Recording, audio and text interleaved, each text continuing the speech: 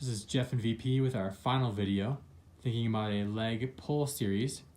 We're going to start with a very basic deadlift movement, and we're going to have VP use a hip hinge to grab the weight before standing back up tall and lowering back down. The key with this exercise is keeping your back position and avoiding any slumping through the spine. Keep that spine as straight as you can, arch in the lower back, and standing back up tall. If you're doing this one right, as you lower back down towards the floor, you'll feel a stretch in your hamstrings and glutes before standing back up tall. You can start with a higher surface to make it easier. You can start with a chair before lowering back down to a lower position to challenge the backside of the legs for this deadlift movement. And rest.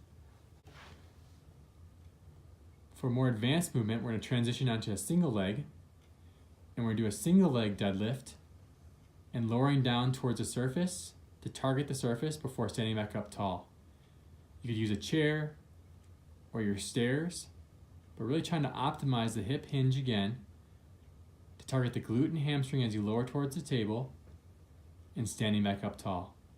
Trying to avoid any rotation through the pelvis and optimizing that posterior chain of muscles before you stand back up. And rest. Once you've optimized the hip hinge for the pull series, you can grasp a barbell and again produce the same movement by hinging through the hips. The bar should be remain against your legs before pulling back up.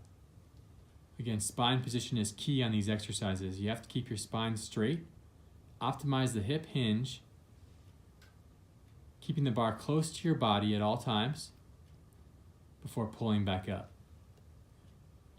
Again, at the bottom of the range, you feel a nice hamstring glute stretch.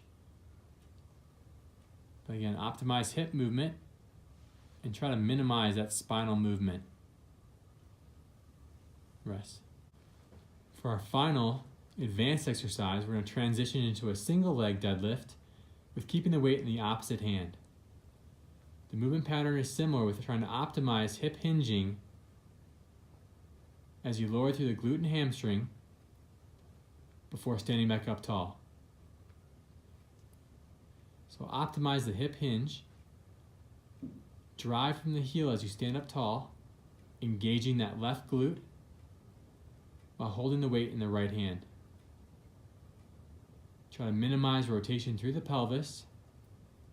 Keep your belt buckle facing the floor on the way down before standing back up tall. Thank you.